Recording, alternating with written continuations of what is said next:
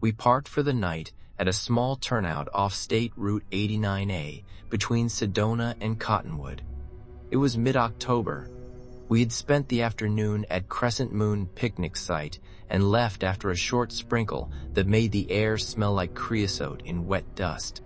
The spot was flat, close to a dry wash with low brush. I had 2 bars of service, enough to stream a little music while we cooked. About 200 feet away, there was an older blue Sprinter. The man inside looked to be in his 60s. He didn't wave, he didn't bother us. We ate, put everything away, and set up the bed. Our golden retriever should have passed out after hiking. Instead, she lay with her chin on her paws, staring at the wash like she was waiting on a cue I couldn't hear. Our van is a simple build, bed across the back, drawers under it, a battery monitor that glows soft blue by the kitchen. We keep shoes by the sliding door and a headlamp in the map pocket. I cracked the passenger window a finger's width for air and clipped the privacy cover over it. You can still see lines of condensation form around the edge when the inside is warmer than the outside. We tried to watch a show, but the signal buffered, so we shut it down and talked instead. Every few minutes, a pair of headlights would sweep along 89A and fade. When I stepped outside to brush my teeth, the wash carried no sound back, no insect drone, no rustle unless I made it. The dog stood on the threshold and would not leave the step. The Sprinter's cabin light clicked on for a moment, then off. I took it as a sign the older guy was also settling down. We turned in around 10th. I lay on my side and watched the battery monitor. The dog stayed at the foot of the bed, pointed at the wash. I told myself she was keyed up from the drive. My partner said the same. The van ticked as it cooled. A little after 11, I felt the kind of stillness that makes you hold your breath. Not a dramatic thing, just the part of night where everything drops. I was on the edge of sleep when the dog let out a low sound from deep in her chest. She didn't bark. She didn't even lift her head. She slid off the bed, pushed with her shoulders, and crawled into the dark space under the platform. I called her name. She didn't come back out. I eased the edge of the window cover up and fogged the glass with 2 slow breaths. Out past the brush line, I saw movement in the wash. It looked like a person at first because it was upright, but the gait was wrong. There was no bounce. It cut left, then right, and it did that faster than it should have. The elbows hung low when it leaned forward. Each shift of direction looked like a pivot, not a step. I closed the cover and told myself not to dramatize it. I have seen people run weird when they're tired. I have seen shadows play tricks.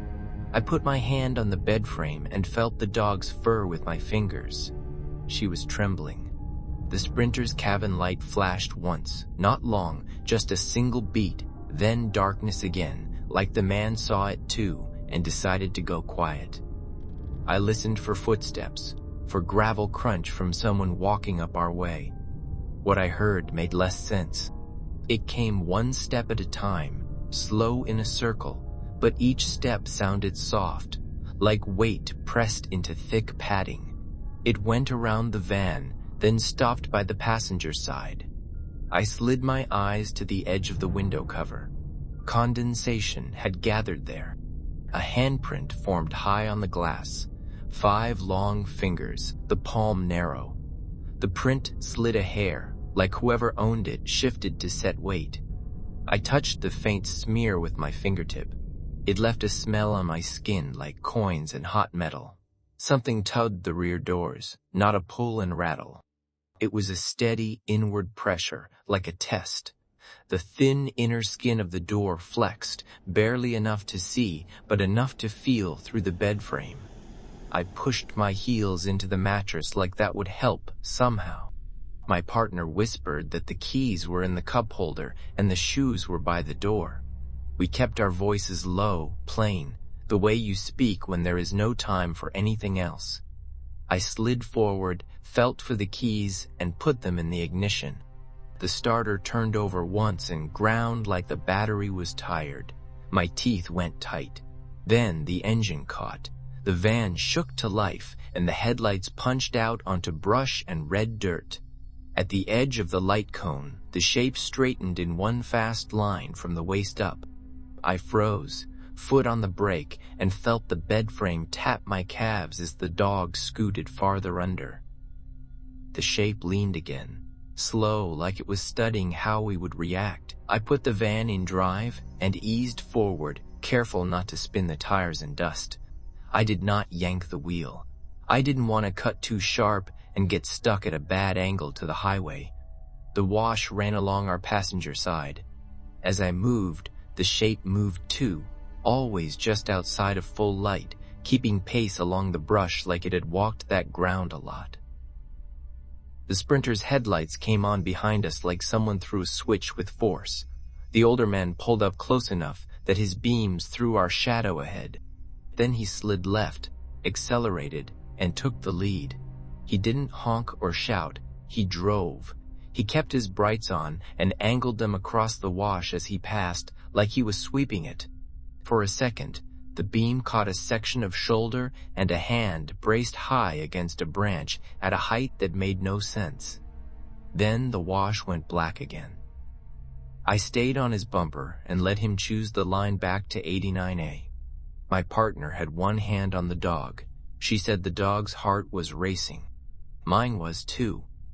As I climbed the shallow lip of the turnout to the shoulder, the van gave a small twitch, like the back end reacted to weight on the rear doors. It wasn't a hit. It felt like that same steady pressure, but lighter now. Then nothing. The wash dropped away and the highway surface took us. I eased into the gap the Sprinter made for us, and we picked up speed toward Cottonwood. I checked the mirrors. It felt wrong to look into that much dark, but I did it anyway. There was only brush and night, and our own light flare behind us. We didn't speak for a few minutes. The speed limit signs came and went. The red rock walls fell back. The older man never wavered. He kept in front, held a safe pace, and took the exact path a person would take if the only goal was getting two vehicles out fast without drawing attention. I felt myself breathe all the way down in my ribs for the first time when the white and blue canopy of a Chevron came into view. He pulled in. We pulled in. He parked at an outside pump and stepped down. He wore a denim jacket and work boots. His hands were rough. He looked at our dog, who had her head out now, and gave her a nod like he understood something about her that I didn't. He didn't ask if we were okay. He didn't ask for details. He said, "You saw it too." I said yes. He walked to the back of his Sprinter and pointed at his rear door. There was a long, oily smear there at shoulder height, 5 faint tracks within it. He didn't make a speech. He didn't try to scare us. He said, "I've seen it out by Lie. It's a Skinwalker. Don't camp in the washes." He looked at me to make sure I heard the last part.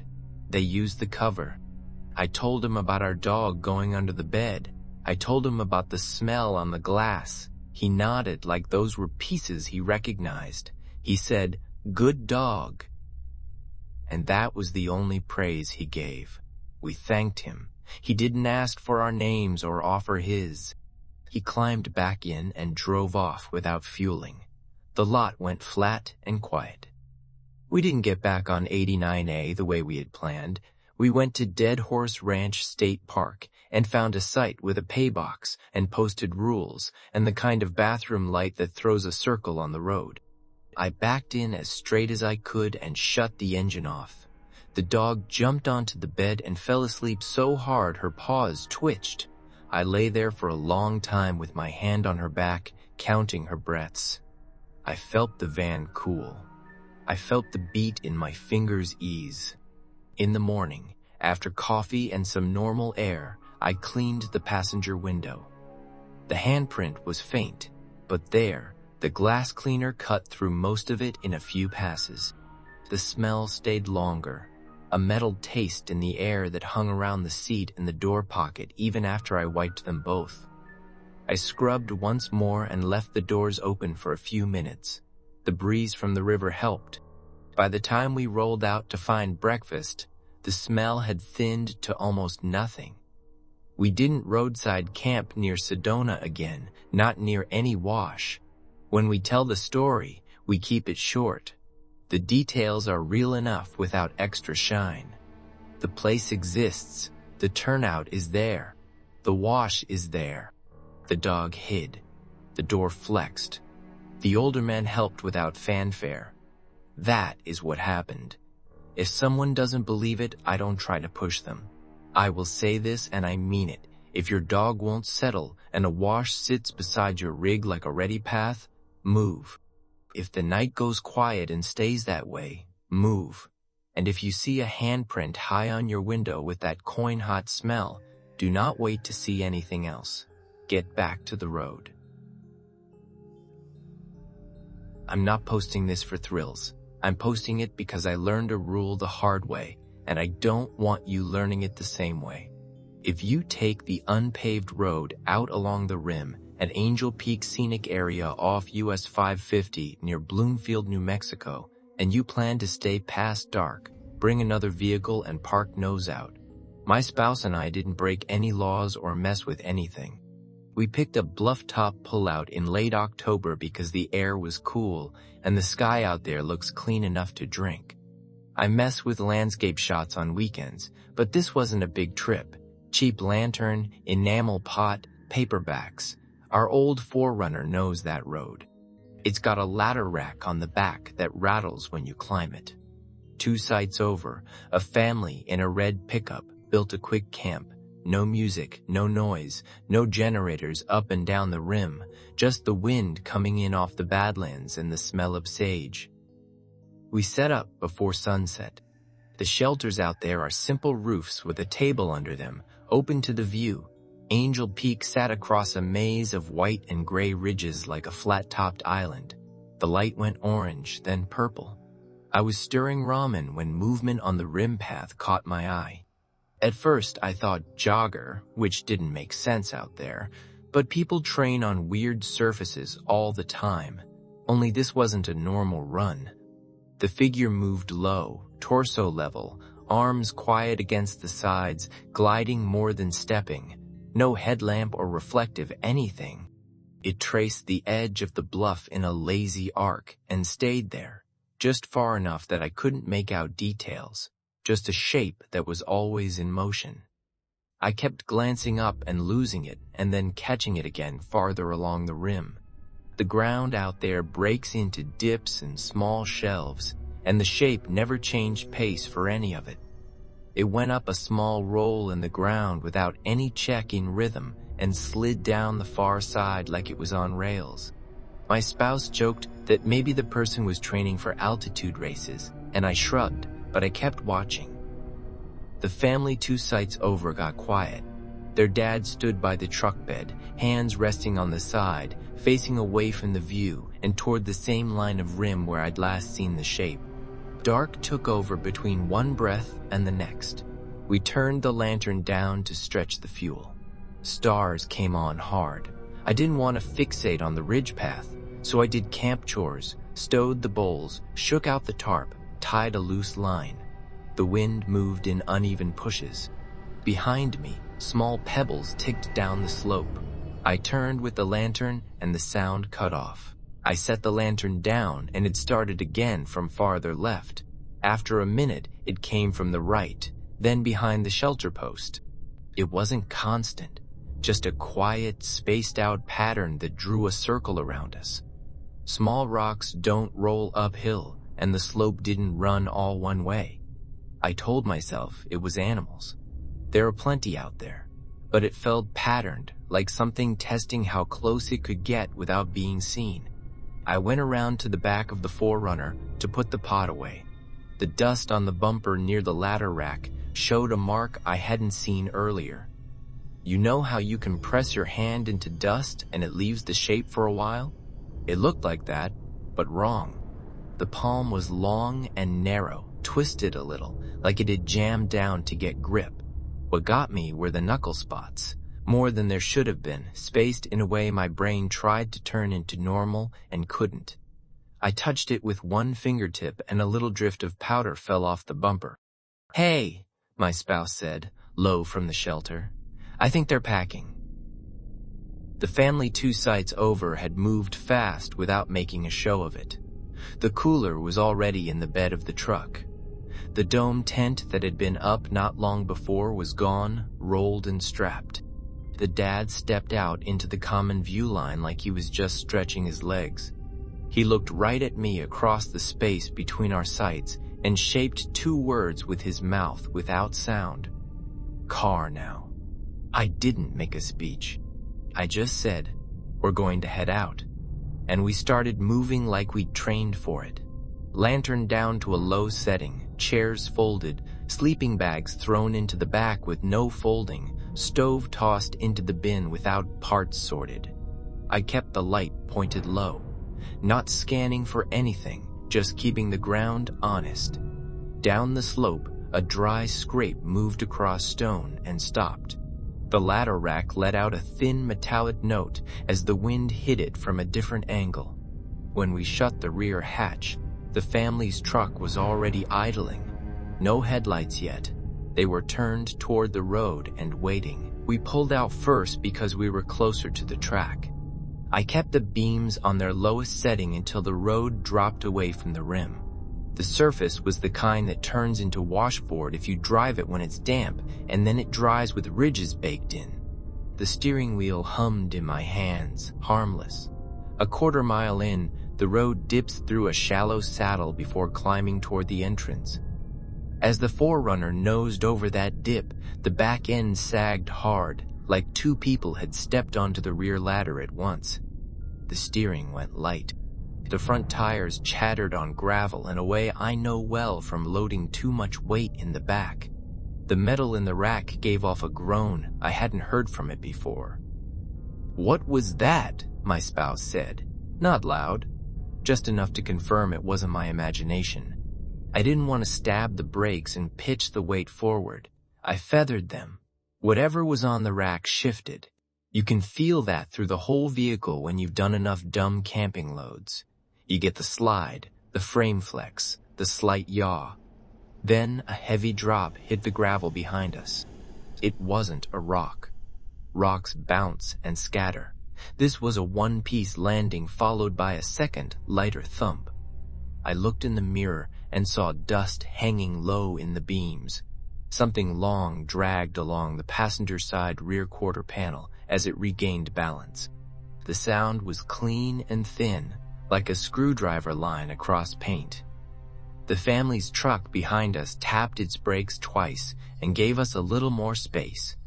Enough that if we needed to stop suddenly, we wouldn't get pushed. I kept the speed steady and the wheel straight. The shock passed. The rack rattled more than before. We came to the entrance sign and the fork toward US 550. I took it without looking anywhere but the road. We hit the highway in a pair. Hazards on for the first few minutes. The adrenaline ebbed in steps. First, when we saw another set of headlights coming from the south. Then more, when the first town lights showed up ahead. We pulled into the big, bright lot by the gas station near US 5TD and US 64 in Bloomfield. The place was loud, with regular life teens laughing by a car, the chime from the convenience store, the smell of fryer oil floating across the pumps. That didn't make me feel safer exactly, but it put distance between us and the rim. The dad from the other site walked to the back of his truck and angled the taillight under the overheads. The red plastic had 4 gouges carved into it, deep enough that you could wedge a coin. The spacing was wrong for human fingers. They curved inward, not down. He didn't make a scene. He looked at me like this was business and said the only sentence I've repeated word for word since that night. Folks call it a skinwalker. Don't camp up there solo after Halloween. We checked our own rig. The scratch started under the lower rung of the ladder rack, tracked forward across the quarter panel, and ended at the fuel door. It wasn't jagged like a branch. It looked planned. One single movement, straight and confident, not the flailing of something slipping. The paint had a pale curl at the edge where whatever made the line had lifted tiny shavings as it went. I set my fingernail in it and felt it catch. We didn't fill up. We didn't talk with the family about back roads or trails or who was from where. They got in and pulled out, taillights still bright but scored. We booked a cheap room in Farmington with a bed that felt like a board and a TV that buzzed.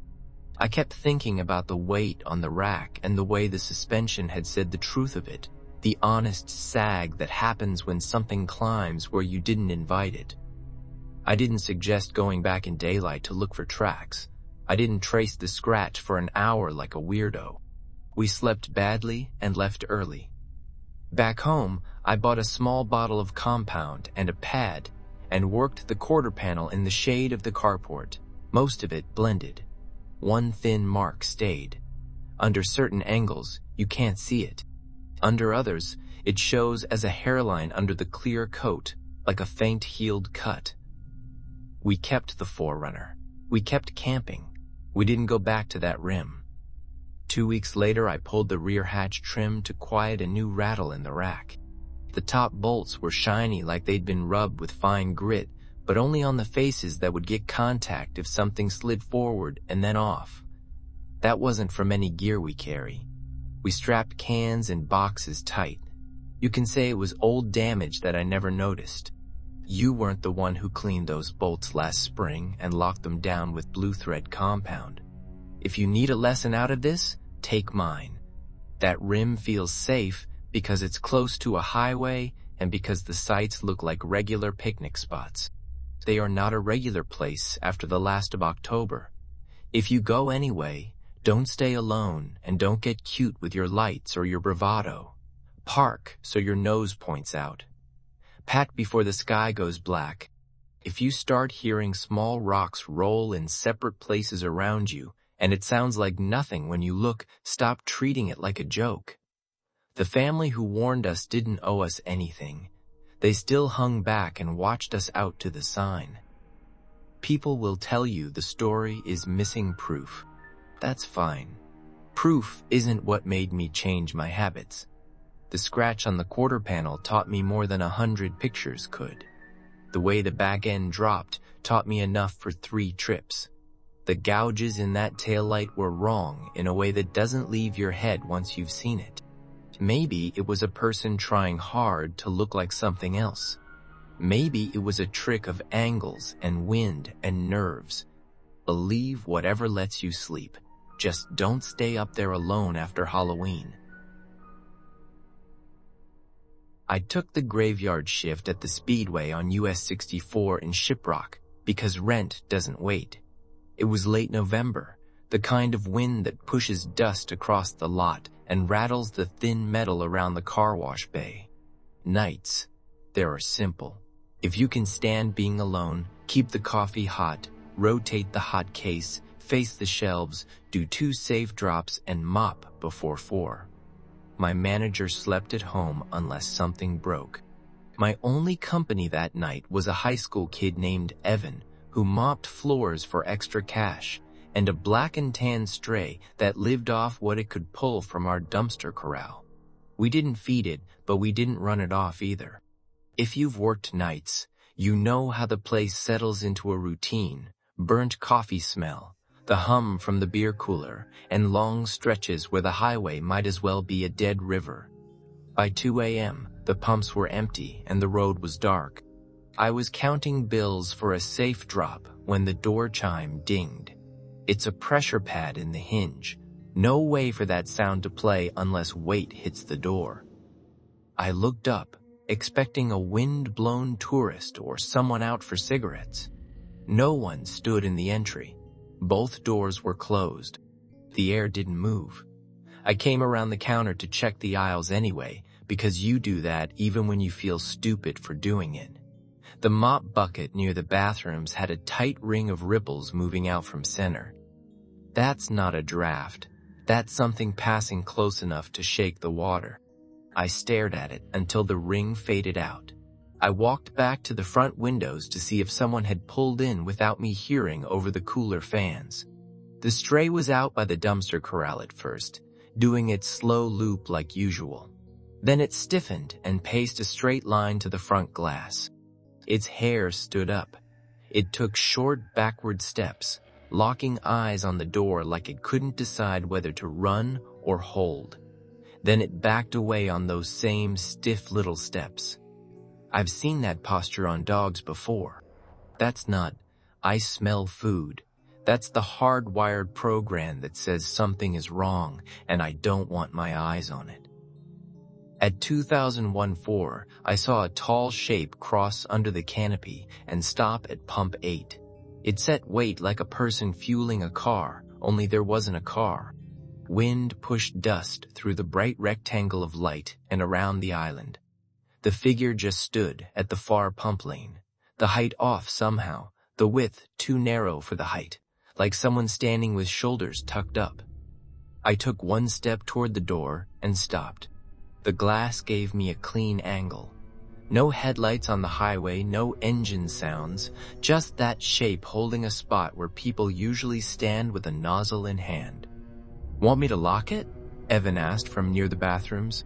He meant the interior deadbolt on the right-hand door we sometimes set when someone camped outside for too long. "Not yet," I said.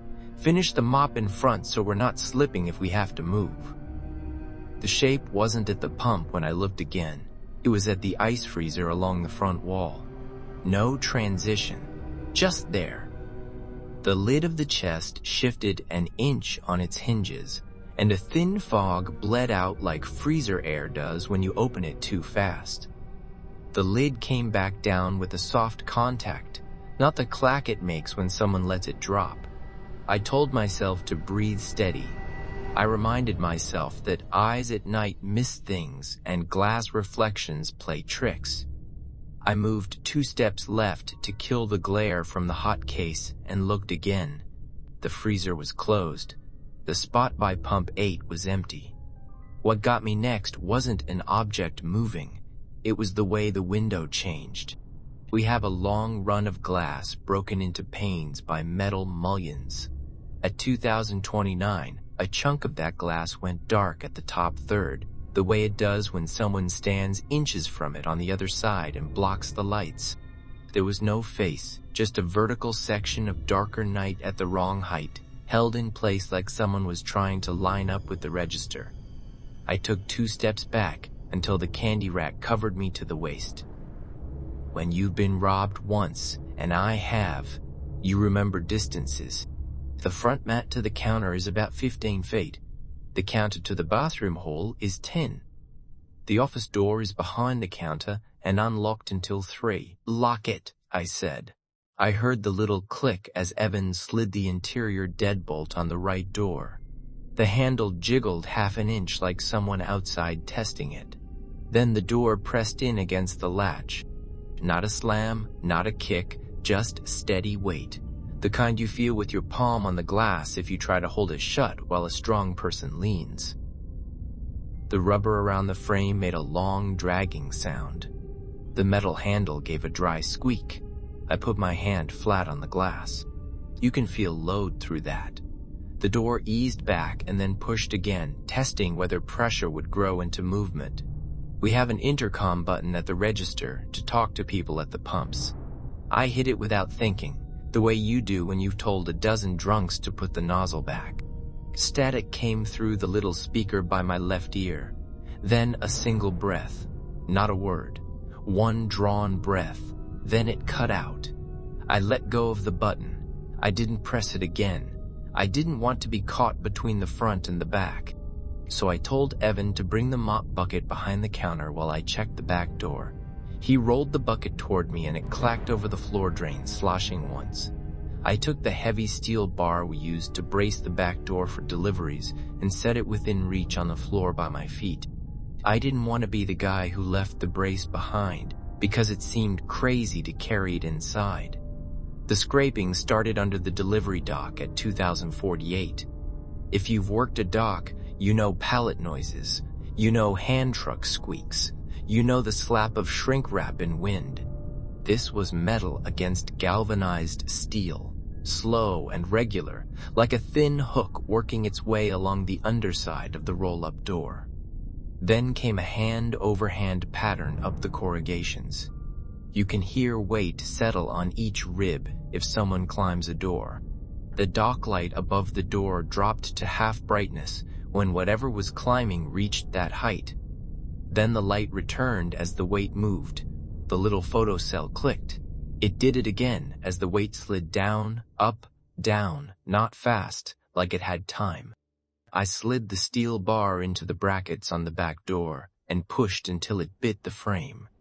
We weren't going out there. The plan was to hold the front, keep sight lines, and make noise if it tried the glass. I killed half the interior lights to cut the reflections, leaving the hot case and the counter lights so we could see our hands and the register.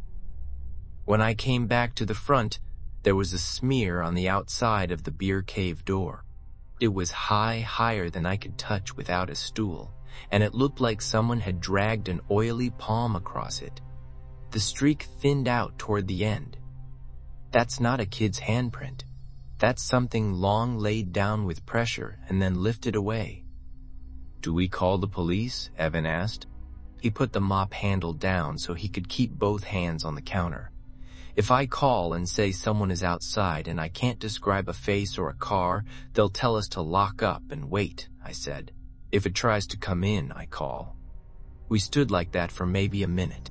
The windows were clean enough to see the entire lot. The tall shape took each pane in order. It would hold at one window until the dark strip matched the mullions, then slide to the next. There was nothing theatrical about it.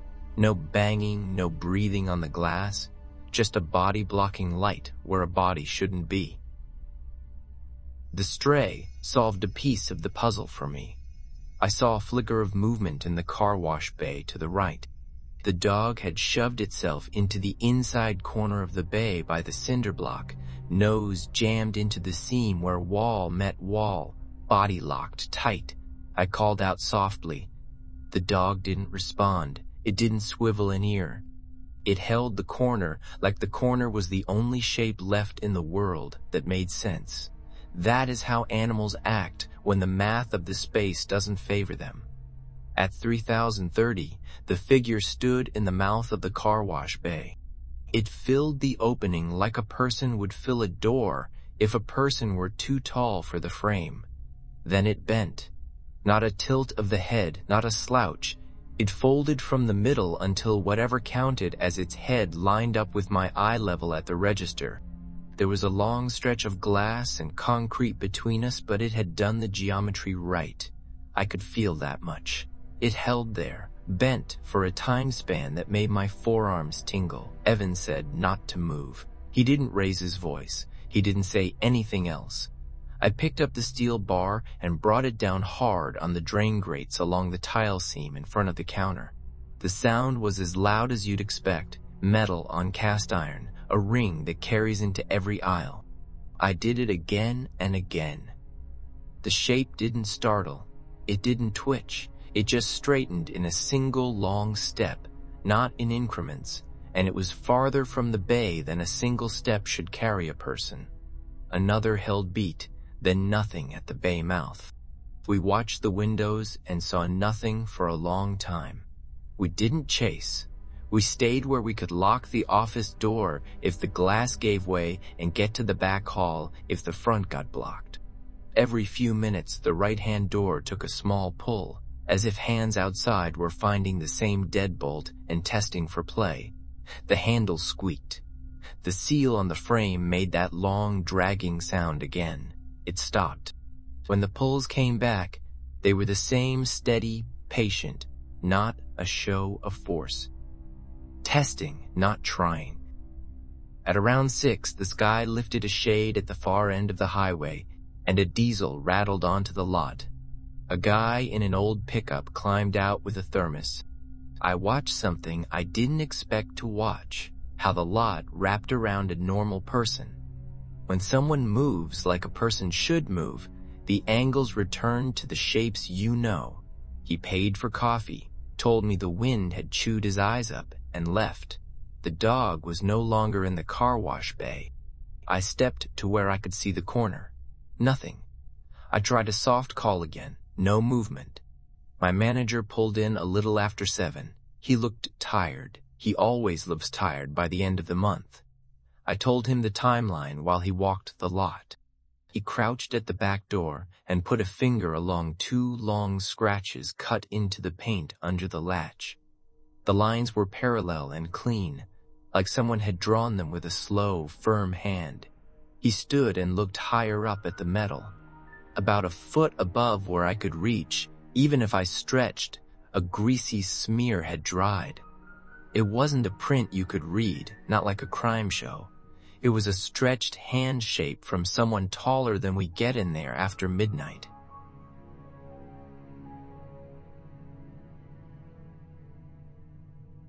He didn't crack a joke. He's not really a joke guy anyway. Next time, call Navajo PD, he said. Tell them you think it's a skinwalker. They'll know what to do. He didn't make a speech or call anyone else. He just said it like we were talking about a natural gas leak or a stray cow on the highway. He told me I could have day shifts if I wanted them. I said yes before he finished the sentence. I called the dog twice that afternoon when I came back for my next shift, even though I knew better than to expect it. I left an old hot dog on the step near the back door and checked it close. It had shriveled in the dry air. No one ate it. There are parts of that night I replay while I'm counting change in daylight. The door pushing back with the kind of pressure you use to move furniture. The climb on the corrugated metal at the dock weight, settling on each rib like someone doing a slow set of pull-ups. The way the light over the dock dipped at a fixed height and came back when the weight dropped. But the thing I think about most is the bend in the car wash bay. I work around bodies every day. I know how they hinge. Whatever that was made its body meet my eye line like it was matching numbers on a tape measure. It did it without hurry. I didn't tell my family. I didn't tell my friends. I don't like the look people give you after stories like this. I wrote this down to clear the line in my head between what I imagined and what happened. The line is simple. Wind pushed dust across the lot. The door chime dinged with no one in the doorway. The mop bucket rippled like something brushed past. The stray dog did what animals do when the room stops making sense. Something tall stood where only cars should be and tested the door like a person who knew hardware. I made noise with the only heavy thing I had, and it was enough to get me to sunrise. That's all I have. That and a pair of long scratches under a latch, and a smear higher than I can reach. I took the day shift. The dog didn't come back. That's the whole story.